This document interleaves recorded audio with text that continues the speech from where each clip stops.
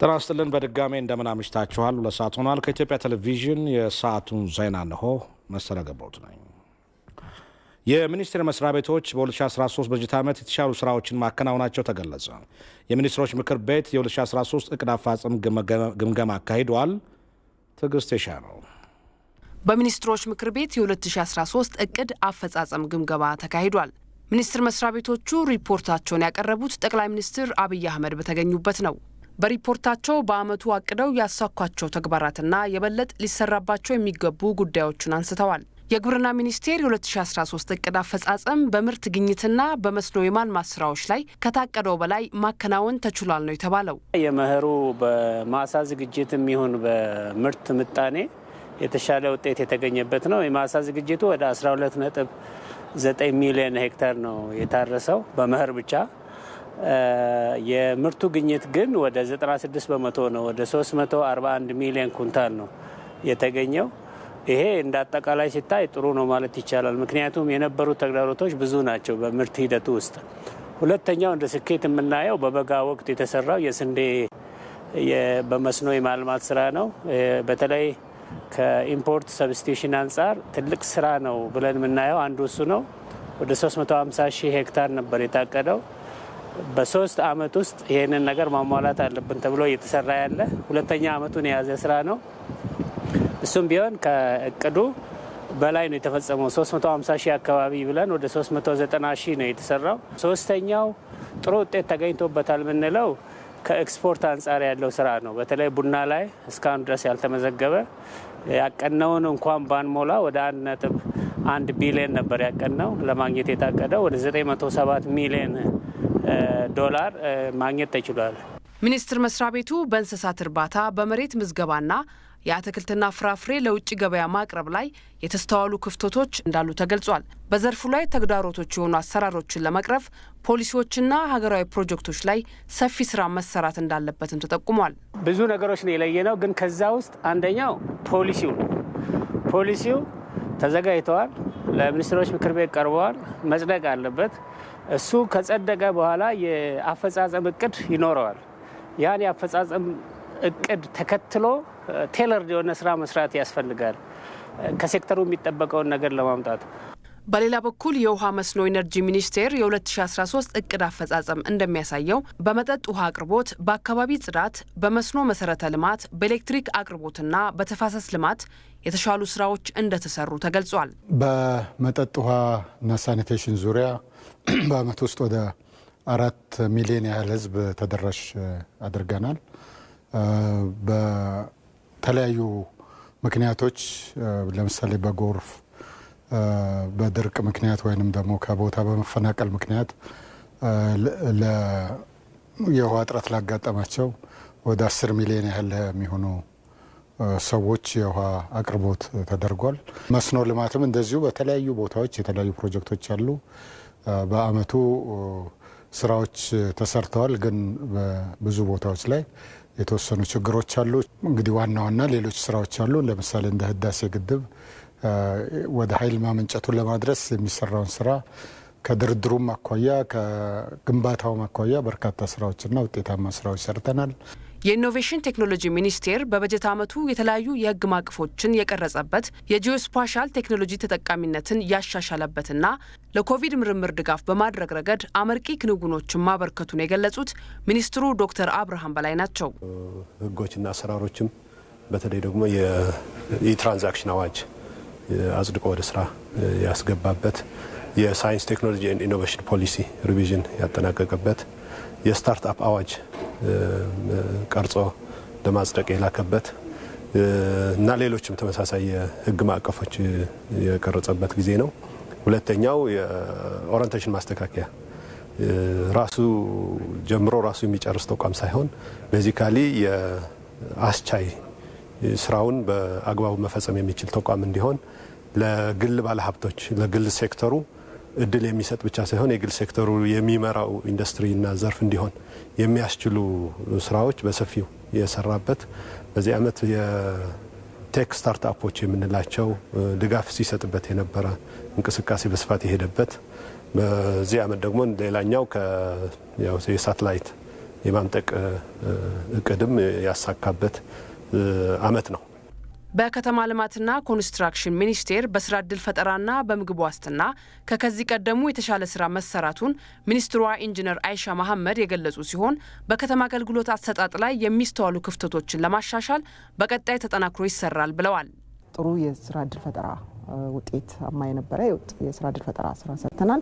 የምግብ ዋስትና ፕሮግራማችንም ከዚህ ቀደም ከነበረበት ችግር ወጥቶ በተሻለ ትራክ ውስጥ ያለ በ11 ከተሞች ብቻ ነበር። 11ዱ ከተማ ወደ 83 ከተማ እንዲያድግ አድርገን በ83 ከተሞች በስራ ማጣትና በገቢ ማነስ ምክንያት ጉልበታቸውን ለልማት ማዋል ያልቻሉ ዜጎቻችንን ደግፈን ይሄ ወደ ከተማ ልማት፣ ወደ ከተማ ኢንፍራስትራክቸር ልማት፣ ወደ ከተማ የአረንጓዴ ልማት፣ ወደ ከተማ ውበትና ጽዳት እንዲገቡ የማድረግ ስራዎች ተሰርተዋል። በጣም ውጤታማ የነበሩ ስራዎች ናቸው። ሌላኛው የከተማ ልማት ችግርና አሁንም ማነቆ ሆኖ ያለው የከተማ አገልግሎት አሰጣጥ ነው። በማዘጋጃ ቤቶቻችን የሚሰጡ አገልግሎቶች ደረጃቸውን የጠበቁ በተቀመጠው ስታንዳርድ መሰረት ይሄዳሉ አይሄዱም የሚለው ቼክ ኦዲት ይደረጋል። ከዛ በኋላ ያላደረጉ ከተሞች እንዲያሻሽሉ የማድረግ ያለው ያን ስራ የሚሰራው የሰው ኃይል አቅም እንዲገነባለት የማድረግ አመራሩም ስላሉት ስታንዳርዶች ግንዛቤ እንዲኖረው የማድረግ በእነዚህ ስራዎች ላይ ደግሞ ማህበረሰብ ማሳተፍ የሚባለውንም እንዲያግዙ የማድረግ ጥሩ የፈጸሙ ከተሞች ጋር እየወሰድን የተለያዩ መድረኮችን እያገናኘን የማድረግ ስራዎችን ሰርተናል። በቀጣይም ቀሪ ሚኒስቴር መስሪያ ቤቶች የ2013 እቅድና አፈጻጸማቸውን ያቀርባሉ። በተያያዘ ዜና ኢትዮጵያ በ2013 በጀት ዓመት ኢኮኖሚዋን ለማሳደግ ባከናወነችው ስራዎች ፈተናዎችን በማለፍ አመርቂ ውጤት ማስመዝገቧ ተገልጿል። ኢኮኖሚውን ለማሳደግ በርካታ ማሻሻያዎች ተግባራዊ ተደርገዋል ተብለዋል።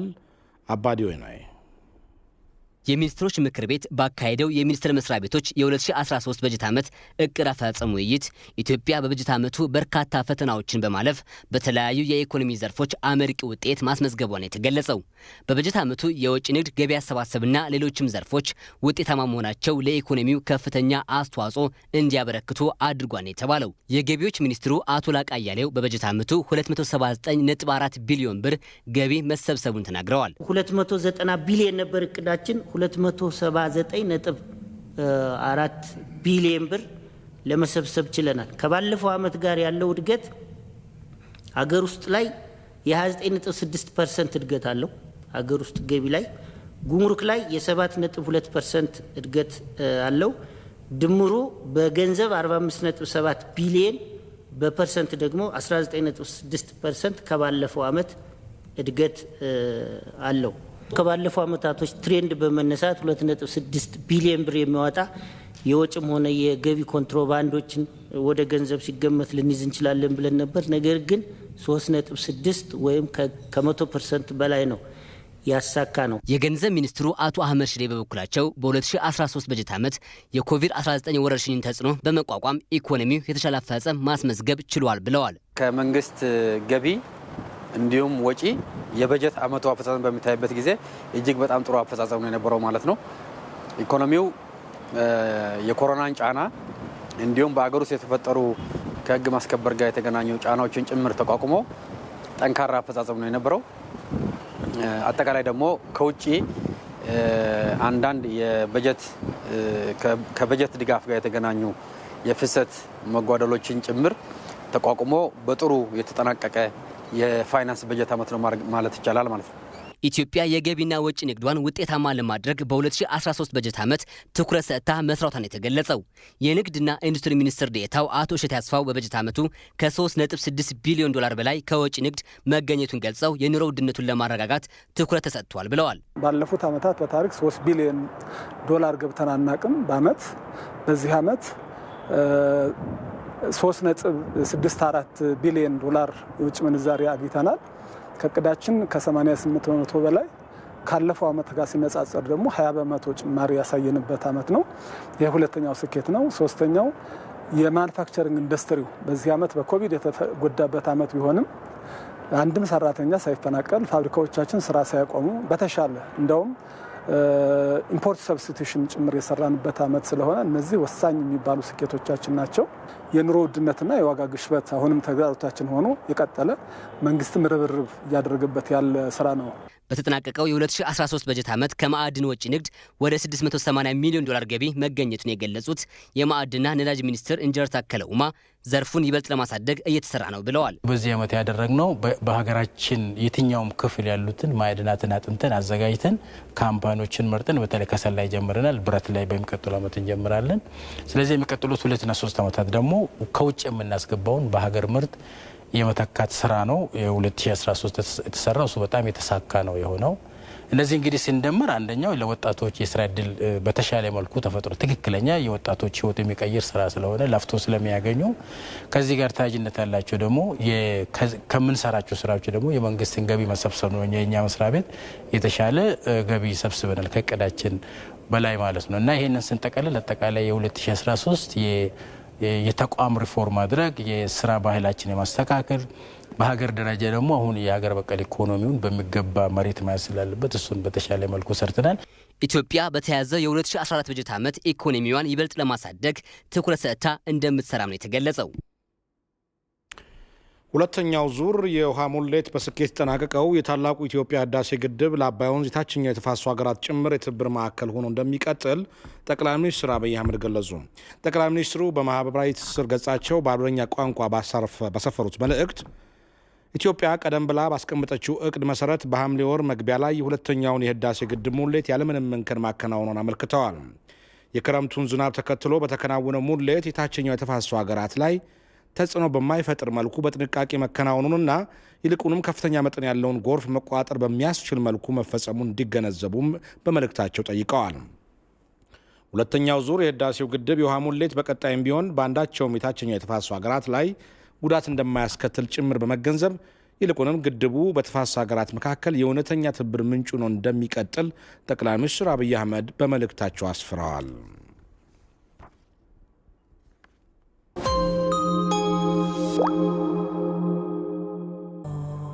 ሁሉም ሙስሊም በሕይወት ዘመኑ ቢያንስ አንድ ጊዜ ማሳካት የሚፈልገው ንያ አለው።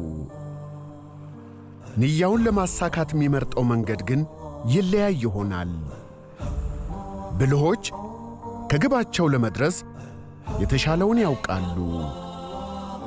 የሕይወት ዘመን ምኞት፣ የሕይወት ዘመን ሕልም። ዋናው ነገር ለዓላማ ተገዢ መሆን፣ ዛሬ ላይ ሆኖ ነገን ማየት መቻል ነው። ሕልም የሚፈስ ጅረት ነው፣ ከትውልድ ወደ ትውልድ የሚሻገር።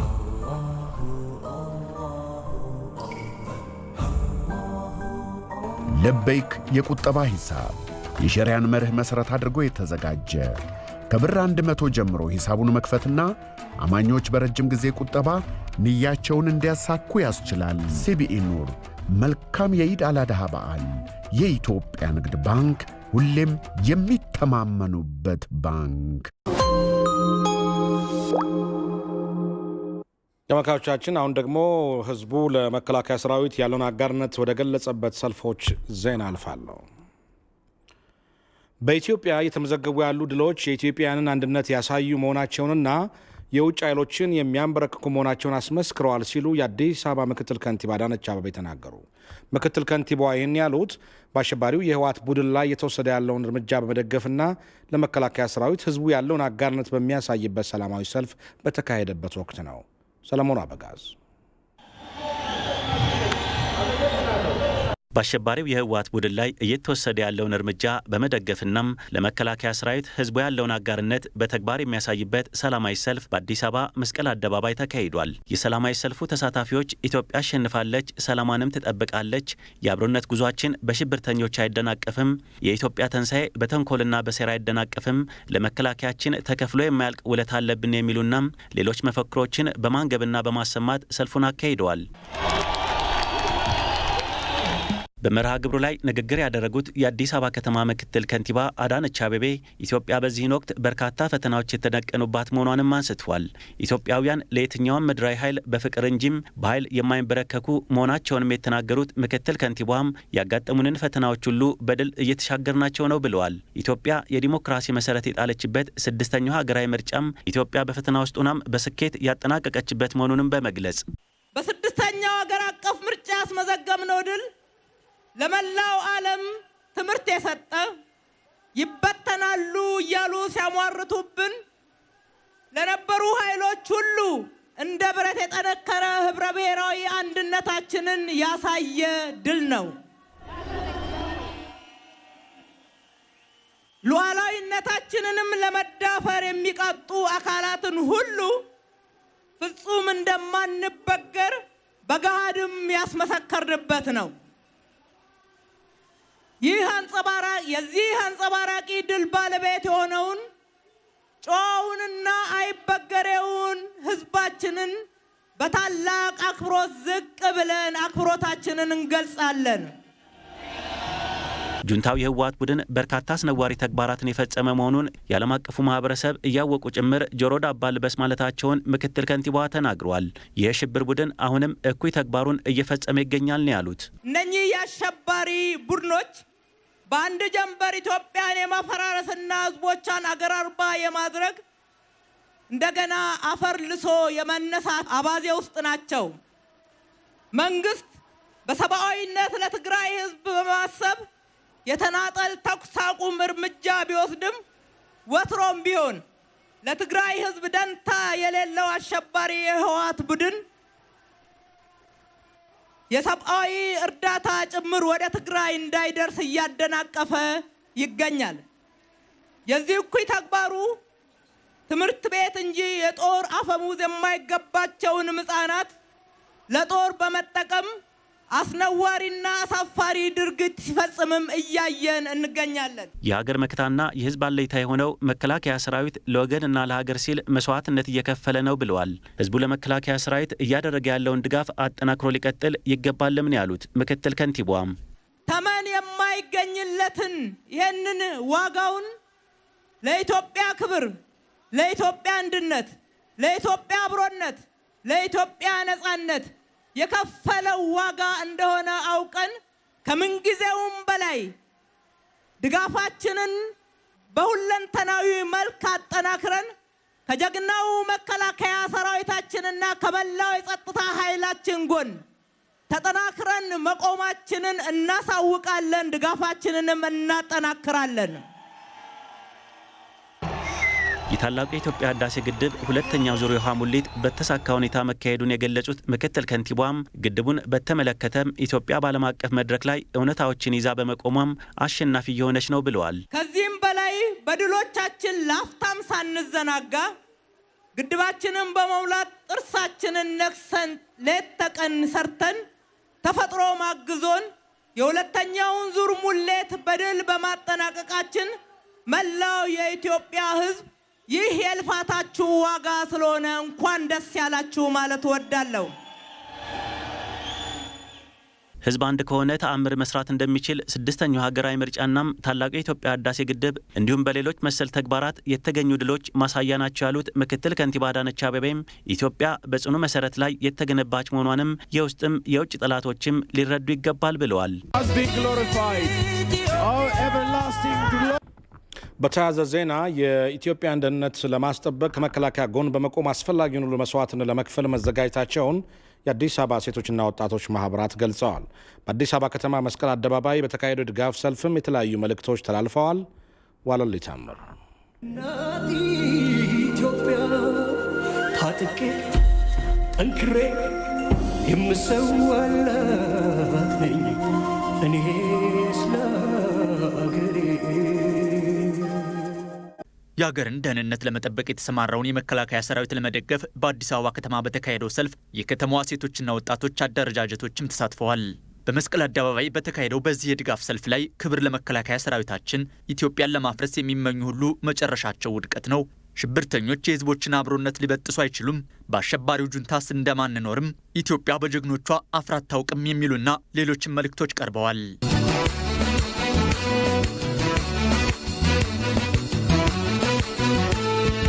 በዚሁ የድጋፍ ሰልፍ የአዲስ አበባ ወጣት ማህበር ፕሬዝዳንት ገዛኸኝ ገብረ ማርያም የኢትዮጵያን እውነት ማንም አይሸፍነውም፣ አገራችን ለመታደግም አስፈላጊውን ሁሉ መስዋዕትነት እንከፍላለን ብሏል። የኢትዮጵያ እውነት እንደ ፀሐይ ግልጽ ነው።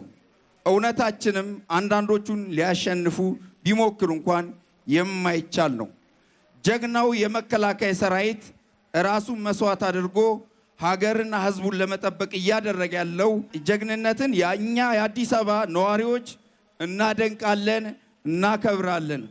በዚህ ወሳኝ ሰዓት ከመንግስትና ከመከላከያ ጎን በመቆም ሀገራችንን ለመታደግ ሙሉ ለሙሉ ዝግጁ ስንሆን በተለያዩ መንገዶች ከምናደርገው ድጋፍ በተጨማሪ በፍቃደኝነት ለመዝመት ለሀገር ሉዓላዊነት መከበር አስፈላጊውን መስዋዕት ለመክፈል ዝግጁ መሆናችንን እንድታቁልን እንፈልጋለን። የአዲስ አበባ ሴቶች ማህበር ፕሬዝዳንት ሁሉ ሀገርሽ ታዘዘም ሽብርተኛው የህወሓት ቡድን የተዘረጋለትን የሰላም አማራጮች ሁሉ በመግፋት በተለይም የትግራይን ህዝብ ለከፋ መከራ የዳረገና ከሌሎቹ ወንድም ህዝቦቹ ጋር ደም ለማፋሰስ እየሰራ መሆኑን ገልጸዋል። በስልጣን ላይ በነበረበት ዘመን አንዳች የሚረባ ነገር ለትግራይ ህዝብ ያልሰራው ህወሓት ዛሬም አይኑን በጨው አጥቦ በሐሰት ቅጥፈት እየማለ ህዝቡን ከሌሎች ወንድምና እህት ህዝቦች ጋር ለማጋጨት ደም ለማፋሰስ አበክሮ እየሰራ ይገኛል። ህወሓት ሲነካ የትግራይ ህዝብ ነው የተነካው በሚል ያንን ታላቅ ህዝብ በሚያሳንስ ሁኔታ ህዝቡ ሌላ አማራጭ እንደሌለውና እሱ በነዳው ብቻ የሚነዳ ጉዝ አድርጎ በዚህ ዘመን ለማሳየት የሚሞክር መሰሪ ቡድን ነው። ኢትዮጵያን ለማዳከም ከሚሰሩ የውጭ ኃይሎች ጋር በመተባበር ትንኮሳ እየፈጸመ ያለውን ይህንን የሽብር ቡድን መላው ኢትዮጵያውያን በቃ ብሎታል ያሉት ፕሬዝዳንቷ የአዲስ አበባ ነዋሪዎችም አገርን ለማዳን የሚደረገውን ዘመቻ ሙሉ ድጋፍ እንደሚያደርጉለት ገልጸዋል።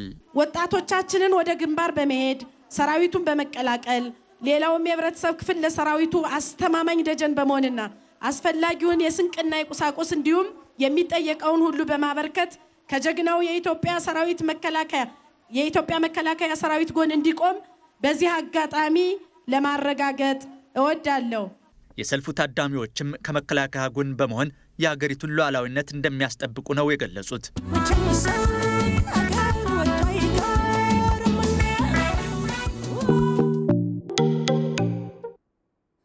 ከዚሁ ከድጋፍ ሰልፍ ዜና ሳንወጣ በተለይ በዚህ በትዕይንተ ህዝቡ የተሳተፉ ነዋሪዎች ሀገርን ለማዳን በሚደረገው የህልውና ዘመቻ እስከ ህይወት መስዋዕትነት ድረስ ዋጋ ለመክፈል መዘጋጀታቸውን ተናግረዋል።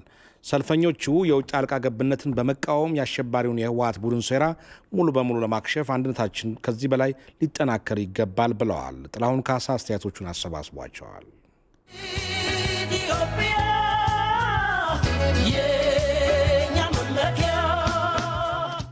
እስከሚደርስ በጣም በትልቅ ጉጉት ነበር የምጠብቀውና ከሌሊቱ 9 ሰዓት ተነስቼ ነው ካለውበት ኤሪያ ላይ ጉዞ ወደ መስቀል አደባባይ የመጣ ነው ማለት ነው። እና ዛሬ እንግዲህ ይህ ትልቁ ዓላማ ምንድነው? የሀገራችንን ህልውናና መብታችንን እናስከብራለን በሚል ነው ሁላችንም የወጣ ነው። ሁሉም ሰው እስከ መስዋዕት ድረስ እስከ ደም ጠብታ ድረስ ዋጋ ለመክፈል ነው እንግዲህ ዛሬ እዚህ ጋር ድጋፍ ለመስጠት የተገኘው።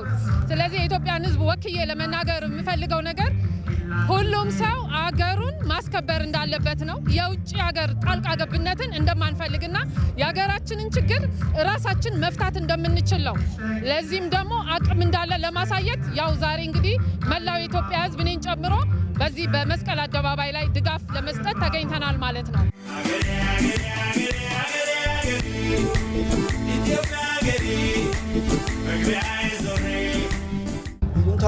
ለአንዴና ለመጨረሻ ጊዜ እንዲያከትም ማድረግ አለብን።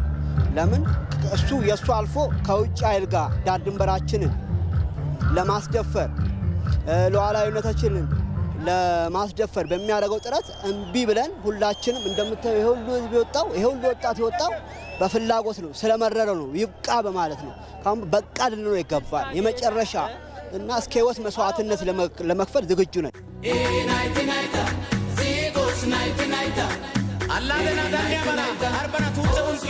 ለሀገራችን እኛ ዘብ እንቆማለን።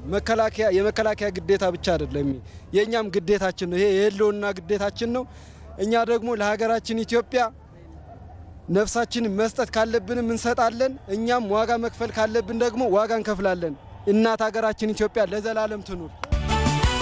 በሰማዩ ላይ ቢታይ ቀለም የሷ ነው እንጂ ሌላ አይደለም።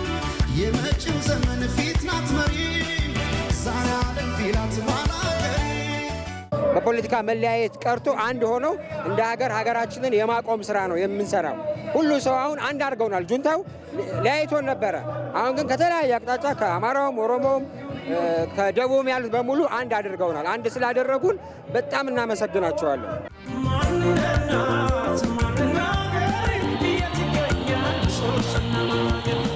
መከላከያ ሰራዊት ለአንተ ምን ማለት ነው?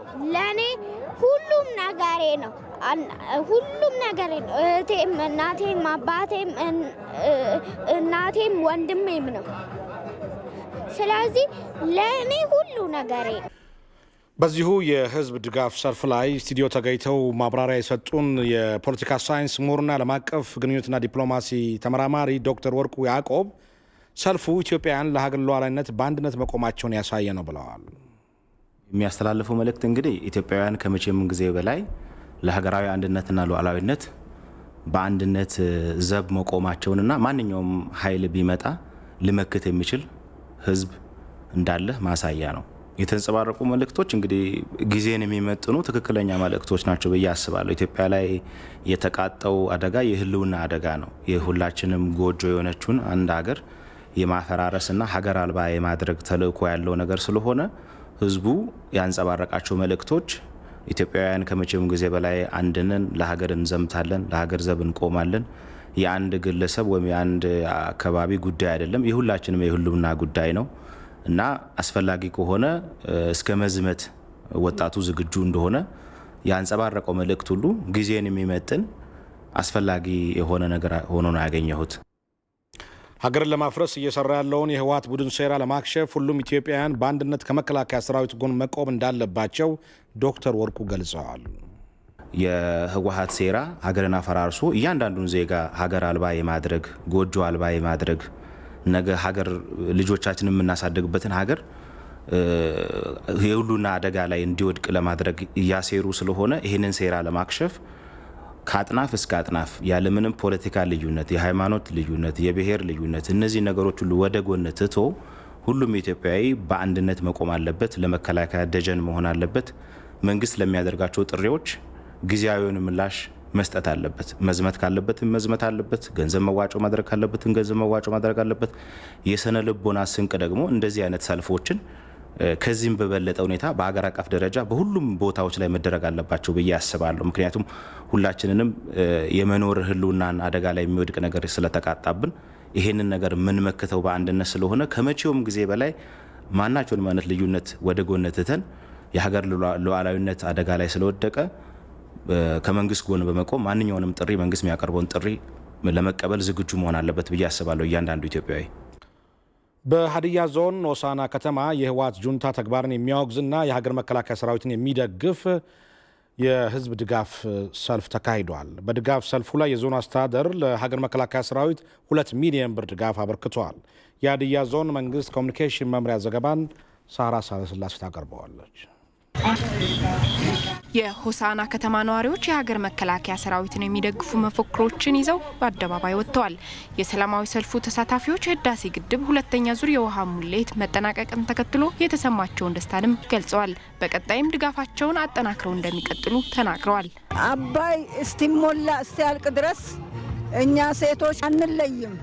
ለመከላከያ ሰራዊታችን እስከ ህይወት ፍጻሜ ድረስ እንከታተላለን፣ እንረዳለን ባለን ሁሉ።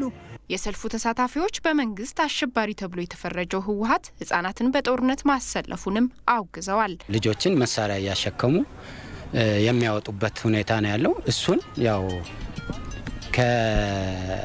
ከወጣቶች ጋር ሆነን ለመቃወም ነው። የህወሓት ጁንታ እየፈጸመ ያለው ተግባር መጫወት ባለባቸው መቦረቅ ባለባቸው መብታቸው ሊጠበቅላቸው በሚገባ እድሜ ለራሱ ፍላጎት ሲል ወደ ጦርነት እየማገዳቸው እንደሚባለውን በአደንዛዥ እጽ እንዲሁም በማሳመን የተለያዩ ነገሮችን ፕሮፓጋንዳ በመጠቀም ወደ ራሱ እየሳበ ያለ እድሜያቸው ለጦርነት እየማገደ ይገኛልና የህፃናት መብት ተሟጋቾች ነን፣ የሰብአዊ መብት ተሟጋቾች ነን የሚሉ የተባበሩት መንግስታት ድርጅቶች ዝምታቸውን ሰብረው ለተቋቋሙበት ዓላማ የህፃናትን መብት በማስጠበቅ አለኝታናቸውን እንዲያረጋግጡ መግለጽ ፈልጋል። የሀዲያ ዞን ዋና አስተዳዳሪ አቶ ማቴዎስ ሎምቦሶም ዞኑ ለሀገር መከላከያ ሰራዊት የ2 ሚሊዮን ብር ድጋፍ ማድረጉን ተናግረዋል።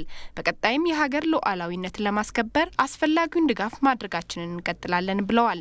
በህዳሴ ግድብ ሁለተኛ የውሃ ሙሌት የተሰማንን ደስታችንን እየገለጽን ግድቡ ተገንብቶ እስኪጠናቀቅ ድረስ የትኛውንም አይነት ድጋፍ አጠናክረን የምንቀጥል ሲሆን ዳር ድንበሩን ከአጥቂ ኃይል በመከላከል የዳግም የአድዋ ጀግንነትን የምናረጋግጥ ይሆናል። ለዚህም አስፈላጊውን የሀዲያ ሕዝብ በገንዘብና በአይነት አስፈላጊ በሆነው ቦታ ሁሉ የሚያደርገውን ድጋፍ አጠናክሮ የሚቀጥል ሲሆን ከጀግና መከላከያ ሰራዊትና ከልዩ ኃይል ሰራዊት ጎን መሆናችንን እናረጋግጣለን። ዘገባው የሀዲያ ዞን መንግስት ኮሚኒኬሽን ጉዳዮች መምሪያ ነው። የህወሓት ቡድን ለማስወገድ ከመከላከያ ሰራዊት ጎን በመሰለፍ እንደሚደግፉ በደቡብ ኦሞ ዞን የጂንካ ከተማ ነዋሪዎች ተናገሩ። ነዋሪዎቹ ድጋፋቸውን የገለጹት በጂንካ ከተማ እያካሄዱ ባሉት ሰላማዊ ሰልፍ ባሰሟቸው መፈክሮች ነው። ጀግናው የሀገር መከላከያ ሰራዊቱን በመደገፍና የከሃዲውን የህወሓት ቡድን በማውገዝ የተለያዩ መፈክሮችን እያሰሙ ይገኛሉ። የጦር መሳሪያ ከትግራይ ህጻናት ትከሻ ላይ ይውረድ፣ ለትግራይ ህጻናት እስክሪብቶ እንጂ መሳሪያ አይገባቸውም፣ ብሔራዊ ጥቅማችንና ሉዓላዊነታችን ይከበር፣ ፈተናዎችን እየመከትን የተስፋ ብርሃን ለማድመቅ እንሰራለን፣ ያድሎ እጃችሁን ከኢትዮጵያ አንሱ የሚሉ ሰልፈኞቹ እያሰሟቸው ካሉ መፈክሮች መካከል የተመለከቱ ናቸው። ሰልፈኞቹ ኢትዮጵያና ህዝቦቿን ሊበትን የተነሳውን ከሃዲ ጁንታው ቡድን ለማስወገድ ከሀገር መከላከያ ሰራዊት ጎን በመቆም እንደሚደግፉ አስታውቀዋል ሲል የኢትዮጵያ ዜና አገልግሎት ዘግበዋል።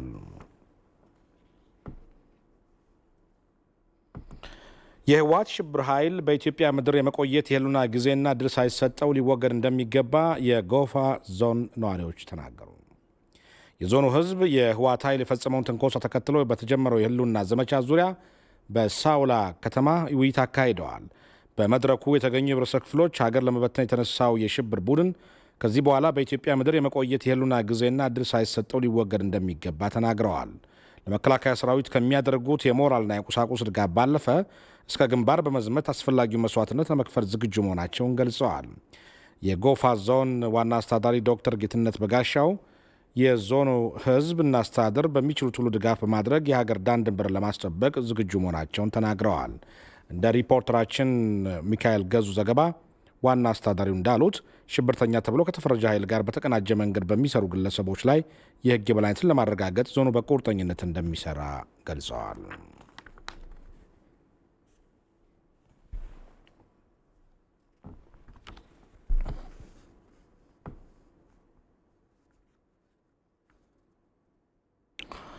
አስቸኳይ ሰብአዊ እርዳታ ለሚሹ ዜጎች የሚደረገው ድጋፍ በሽብርተኛው የህወሓት ቡድን እየተስተጓጎለ መሆኑን የጠቅላይ ሚኒስትር ጽህፈት ቤት አስታወቀ። መንግስት ወቅቱ እርሻ የሚከናወንበት በመሆኑ የተናጠል የተኩስ አቁም ውሳኔን በማድረግ መከላከያውን ከትግራይ ክልል ማስወጣቱን ተከትሎ ለአስቸኳይ ድጋፍ የሚሆን ከ400 ሺህ በላይ ስንዴና ከ2.5 ሚሊዮን ሊትር በላይ ዘይት በክልሉ እንዲከማች መደረጉ ተገልጿል። በተጨማሪም መከላከያ ለቆ ከመውጣቱ አስቀድሞ 14 ሚሊዮን ሊትር ነዳጅ ለክልሉ ተደራሽ ተደርገዋል። በክልሉ ሰብአዊ ድጋፍ ማድረግ የሚሹ አጋሮችና ዓለም አቀፍ የእርዳታ ድርጅቶችም ያለምንም ገደብ ድጋፍ እንዲያደርጉ መደረጉን የጠቅላይ ሚኒስትር ጽህፈት ቤት አስታውቋል። የሀገርን ደህንነት በማይጎዳ መልኩ የኢትዮጵያ መንግስት በትግራይ ክልል ለሚገኙ ዜጎቹ የአስቸኳይ ጊዜ ድጋፍ እንዲደርስ የሚያደርገው ጥረት መቀጠሉን የገለጸው ጽህፈት ቤቱ ለዚህም የሰብአዊ ድጋፍ ከአዲስ አበባ ወደ ክልሉ እንዲደርስ የበረራ ፍቃድ መስጠቱን አንስተዋል። በዚህም የዓለም የምግብ ድርጅት ባለፈው ሳምንት 2 በረራዎችን ማድረጉም ተገልጿል። በተጨማሪም መንግስት በአፋር ክልል በኩል የሰብአዊ እርዳታ ወደ ትግራይ ክልል እንዲገባ እየሰራ መሆኑንና ሰብአዊ ድጋፍ የጫኑ ተሽከርካሪዎች አፋጣኝ ፍተሻ እየተደረገባቸው እንዲያልፉ ጥረቶች መኖራቸውም ተገልጿል። ጽህፈት ቤቱ ከቀናት በፊት በሰመራ አብዓላ መንገድ የሰብአዊ ድጋፍ በጫኑ ተሽከርካሪዎች ላይ በሽብርተኛው የህወሓት ቡድን የተሰነዘረውን ጥቃት አውግዟል። በትግራይ ክልል ድጋፍ ለሚሹ ዜጎች የሰብአዊ እርዳታ እንዳይደርስ በሽብርተኛው የህወሓት ቡድን የሚደረገውን ማስተጓጎል ዓለም አቀፉ ማህበረሰብ እንዲያወግዘውም ጥሪ አቅርበዋል። የኢትዮጵያ መንግስት ከሌሎች የልማት አጋሮች ጋር በመሆን የምግብና የመድኃኒት እርዳታ በክልሉ ላሉ አስቸኳይ ድጋፍ ለሚሹ ዜጎች ቀጣይነት ባለው መልኩ ለማድረስ ያለመታከት እየሰራ እንደሆነ የገለጸው ጽህፈት ቤቱ በቀጣይም የተጎዱ ዜጎችን ለመድረስ አስፈላጊውን ሁሉ ያደርጋል ብለዋል። ዘገባውን ያደረሰን የጠቅላይ ሚኒስትር ጽህፈት ቤት ነው።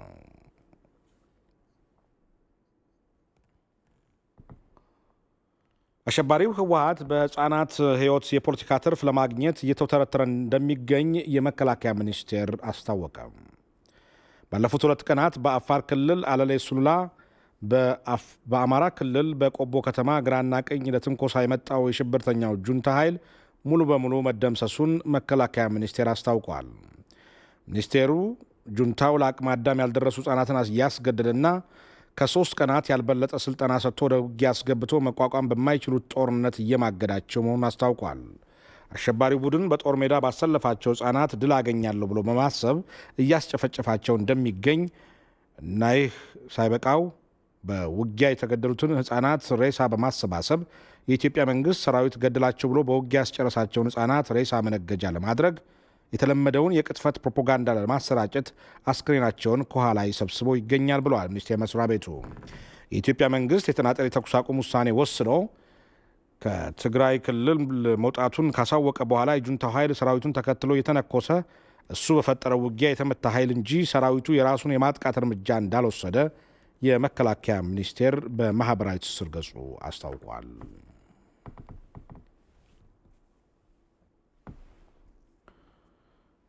የአፋር ክልል የመንግስት ኮሚኒኬሽን ጉዳዮች ጽህፈት ቤትን በወቅታዊ ጉዳዮች ዙሪያ መግለጫ ሰጥቷል። የአፋር ክልል መንግስት ኮሚኒኬሽን ጉዳዮች ጽህፈት ቤት ኃላፊ አቶ አህመድ ከይሎታ በመግለጫቸው እንዳሉት አሸባሪው የህወሓት ቡድን ላይ በአካባቢው በክልሉ ላይ ኃይልና በሚሊሻ አባላት ጥምረት እየተደመሰሰ ነው ብለዋል። ያሉትን ተካተል መመለስ የህወሓት ጁንታ ቡድን በቀን 9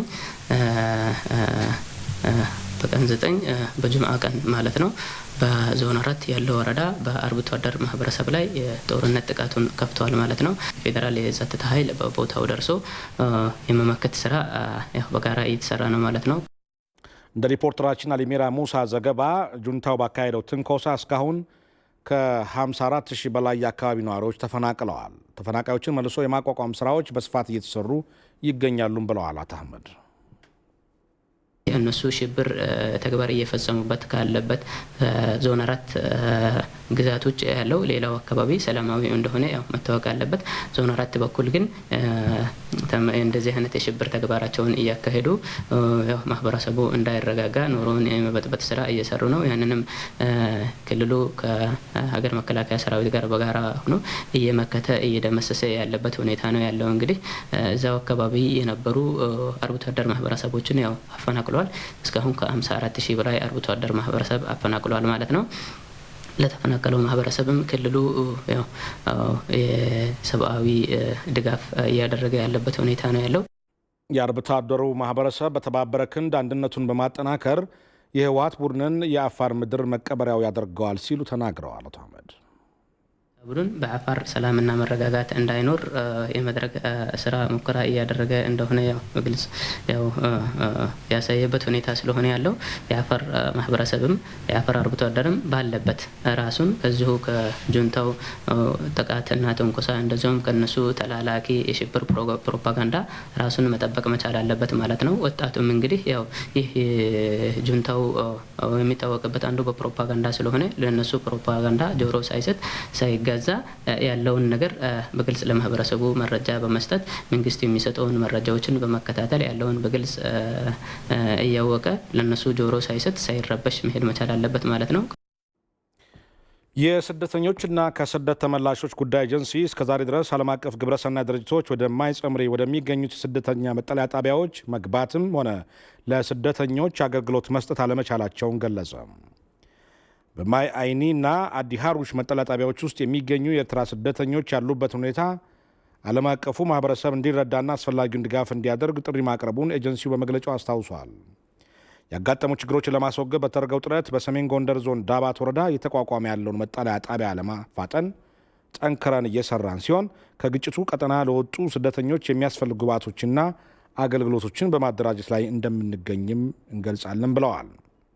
ይህን ለማሳካትም ትምህርት ቤቶችን በጊዜያዊ መጠለያነት ለመጠቀም እንዲቻል ከአካባቢው የመንግስት ኃላፊዎች ፍቃድና ሙሉ ድጋፍ ማግኘቱን የገለጸው ኤጀንሲው አስፈላጊ የእርዳታ ቁሳቁሶች ወደ አካባቢው የተጓጓዙ ሲሆን ጥቂት አጋሮችን ምላሽ በመስጠት ላይ ይገኛሉ ብለዋል።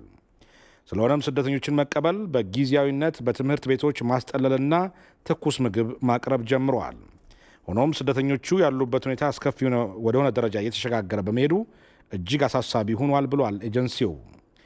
ህወሓት የስደተኛ መጠለያ ጣቢያዎች ወዳሉባቸው አካባቢዎች መግባቱን ተከትሎ እስካሁን ድረስ ቢያንስ 6 ስደተኞች እንደተገደሉ የሚያሳዩ መረጃዎች ተገኝተዋል። ዓለም አቀፉን የሰብአዊ መብት ህግ በመጣስ የህወሓት ታጣቂዎች በስደተኛ መጠለያ ጣቢያዎች ውስጥ ከባድ መሳሪያዎችን የተከሉ ሲሆን ቀጣይነት ያለው የታጣቂ እንቅስቃሴና አልፎ አልፎም የተኩስ ሩምታ በማሰማት ላይ ይገኛሉ። በተጨማሪም ለሰብአዊ አገልግሎት እንዲውል የተዘጋጁና የተቋቋሙ ጤና ጣቢያዎችም ጨምሮ አምቡላንሶችና መሠረተ ልማቶችን ለወታደራዊ አገልግሎት እየዋሉ እንደሆነም መረጃዎች ያመላክታሉ ብሏል ኤጀንሲው። በዚህም ምክንያት ቢያንስ 2 ስደተኞች በጤና አገልግሎት እጥረት መሞታቸው የተገለጸ ሲሆን እናቶች አስጊ በሆነ ሁኔታ እየወለዱ ይገኛሉ። የዓለም የምግብ ፕሮግራም መጋዘኖችን ጨምሮ የኤጀንሲያችንና ሌሎች አጋሮች ንብረቶችም ተዘርፈዋል ብሏል ኤጀንሲው። ስደተኞች ለጦርነት የሚውል በአይነትና በገንዘብ መዋጮ እንዲከፍሉ እየተገደዱ ይገኛሉ። በተጨማሪም ስደተኞቹ ከግጭቱ አካባቢ ለመልቀቅ የሚያደርጉት ጥረት ሁሉ በህወሓት የተከለከለ ሲሆን የሚገኙበት ሁኔታ ከእገታ ጋር ተመሳሳይ እንደሆነም የሚያመላክቱ ሁኔታዎች እንዳሉም ገልጸዋል። በተቃራኒው ስደተኞችን በጅምላ ወዳልታወቁ ቦታዎች በኃይል የማጓጓዝና የተወሰኑትን በህዳር ወር ችግሩ እንደተከሰተ በራሳቸው በህወሓት ታጣቂዎች ጥቃት ደርሶባቸው ወደ ተዘጉት ህጻጽና ሽመልባ መጠለያ ጣቢያዎች እንዲዛወሩ የማድረግ ሙከራዎች እንዳሉም መረጃዎች ደርሰውታል ኤጀንሲው። የኢትዮጵያ መንግስት የስደተኞች ደህንነትን ለመጠበቅ ያለውን ቁርጠኝነት በድጋሚ እያረጋገጠ ዓለም አቀፉ ማህበረሰብ የተፈጸሙ የጭካኔ ወይም በጭካኔ የተሞሉ ወንጀሎችን በማያሻማ ሁኔታ እንዲያወግዝ ጥሪውን ያቀርባል። በተጨማሪም ስደተኞች ከሚገኙበት አደገኛ ሁኔታና የእገታ አዝማሚያ ለመታደግ የሚያደርገውን ጥረት እንዲደግፍና በስደተኞች ላይ የተፈጸሙ ወንጀሎችን ለማጣራት የምናደርገውን ጥረት እንዲያግዝ ኤጀንሲው ጥሪ አቅርበዋል።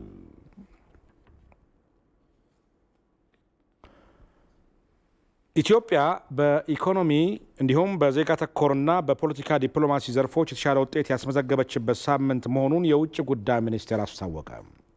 የውጭ ጉዳይ ሚኒስቴር በሀገር ውስጥ በቀጠናውና በዓለም አቀፍ ደረጃ ኢትዮጵያ የነበራትን የዲፕሎማሲ ስኬትና በሌሎች ወቅታዊ ጉዳዮች ዙሪያ ለመገናኛ ብዙሃን መግለጫ ሰጥቷል። መለስ አምዲ ተካቶተ ኢትዮጵያ በኢኮኖሚ በዜጋ ተኮርና በፖለቲካ ዲፕሎማሲ ዘርፎች የተሻለ ውጤት ያስመዘገበችበት ሳምንት እንደነበር የውጭ ጉዳይ ሚኒስቴር በሳምንታዊ መግለጫው አስታውቋል።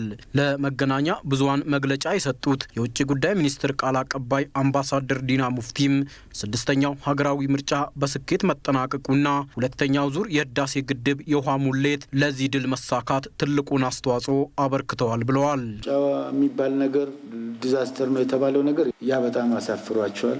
ስለዚህ ሪቲንኪንግ ይፈልጋል። አንዳንዶቹ እንኳን ደስ ያላችሁም ማለት ጀምሯል። እነዚህ ከትላልቆችም ሀገሮች እንኳን ደስ ያላችሁ ብሏል። አክኖሌጅ ማድረግ ጀምሯል ማለት ነው። ምክንያቱም ሳይወዱ በገዱ ይሄ ፖለቲካል ላንድስኬፑን ቀይሯል። አቲቲዩድም እየቀየረ ነው ያለው። በሌላ በኩል የውጭ ጉዳይ ሚኒስቴርና ዲፕሎማቶች የኢትዮጵያን የውስጥ ጉዳይ ቀጠናዊና ዓለም አቀፋዊ ፍላጎት ላይ የጋራ ምክክር ማድረጋቸውን አምባሳደር ዲና ሙፍቲ ጠቁመዋል። 2ኛውን የህዳሴ ግድብ የውሃ ሙሌትን ተከትሎ ግድቡ የታችኛውን ተፋሰስ ሀገራት ተጠቃሚነት የተረጋገጠበት ሳምንት እንደነበረም ቃል አቀባዩ አምባሳደር ዲና ሙፍቲ ገልጸዋል። ግድቡ ከተሞላም በኋላ ቀደም ሲል ሲባል እንደነበረው ኮንሲስተንትሊ የኢትዮጵያ ግድብ የታችኞቹን ተፋሰሱን ሀገሮች እንደማይጎዳ ስንለው የነበረውን ነገር በደንብ ነው ያረጋገጠው። እንደምታውቁት ሱዳን በዚህ በዝናቡ የኢትዮጵያ ዝናብ ወራት በጎርፍ ካርቱም ጭምር እየተጥለቀለቀ ያለበት ሁኔታ ነው የነበረው። የግድቡ መሙላት ይሄን ሳማው እንደውም እንዳይባባስ እንደሚያደርግ ለማየት ተችሏል። ይሄ ሪኮግኒሽን እያገኘ እየሄደ የሆነበት ሁኔታ ነው ያለው። የሽብር ቡድኑ ህወሓት በትግራይ ክልል የሚደርሰውን ሰብአዊ ድጋፍና የኤርትራ ስደተኞች ላይ ጥቃት መፈጸሙ መንግስት አስቀድሞ የተናጠል ተኩስ አቁም ስምምነት ማድረጉ ሰላምን ለማስፈን ያለውን ቁርጠኝነት ያመላከተ መሆኑንም አምባሳደር ዲና በመግለጫቸው አንስተዋል። የመንግስት አሁንም ቢሆን ሪሊፍ ኦፕሬሽን በትግራይ እንዲካሄድ ፍላይት የተፈቀደበት ሁኔታ ነው ያለው። ከፍላይት ከአዲስ አበባ መቀሌ እየሄደ ያለበት ሁኔታ ነው ያለው። በተረፈ የመሬት ላይ ኮንቮይ በርካታ ጭነት ጭኖ በአፋር ላይ በዚሁ ቡድን እንደተስተጓጎለ ቡድኑ አሁንም ለህዝቡም ሰብአዊ ተራዶ ግደንታ ቢስ መሆኑን ህዝቡ በችግር ላይ እንዲወድቅ ያለውን ፍላጎቱን ነው የሚያሳየው። ህጻናት ወታደር በምልመላ ኮንቬንሽናሊ በኢንተርናሽናል ህግ የተከለከሉትንም ጭምር ማድረግ ጭምር እየተካሄደ ያለው ነገር የምታዩት ነው የሚሆነው። ይበልጥ ሁኔታውን ለዓለም አቀፍ ህብረተሰብም ግልጽ ያደረገበትና የቡድኑን ማንነት እርቃኑን ያስቀረበት ሁኔታ ነው ያለው። መንግስት በደቡብ አፍሪካ የተፈጠረውን አመጽ ተከትሎ ጉዳት የደረሰባቸው ዜጎች ለመደገፍ እየሰራ ያለው ተግባርና እስካሁን ከሳውዲ አረቢያ ከ41 ሺህ በላይ ዜጎችን መመለስ መቻሉ በዜጋ ተኮር ዲፕሎማሲ የተመዘገቡ ውጤቶች ናቸው ያሉት አምባሳደሩ በኦማን፣ በሴኔጋል፣ በኳታርና በታንዛኒያ የኢትዮጵያ ዲፕሎማቶች የተሳካ ኢኮኖሚያዊ ዲፕሎማሲ ማስመዝገባቸውን ገልጸዋል። የውጭ ዜና። በቻይና ለ33 ሰዎች ሞትና 200 ሺህ ያህል ሰዎች መፈናቀል ምክንያት የሆነ ጎርፍ ተከስተዋል። በከባድ ዝናብ ምክንያት በቻይናዋ ዡዋንዡዋ ግዛት መንገዶችና ድልድዮች ባለቤታቸው ባልተለዩ መኪኖች ተዘግተዋል። መንገዶች ወደ ወንዝነት መቀየራቸውን የሚያሳዩ ምስሎች የሚወጡ ሲሆን ከአካባቢው ለመውጣትም ጀልባ ብቸኛው አማራጭ ነው። አውሎ ነፋስን በቀላቀለው ዝናብ የከተማዋ ነዋሪዎች የተላመዱ ቢሆንም በዚህ ሳምንት እየጣለ ያለው ዝናብ ግን ከ60 ዓመት ወዲህ ከፍተኛው ነው ተብለዋል። ተመልካቾቻችን አሁን ወደ ስፖርት ዘገባ እንሻገር። ምነጽዮን ሙሴ ያለች ምን እንደምን አመሸሽ? እንደምን አመሽም። ወደ ዘገባው እሺ፣ አመሰግናለሁ።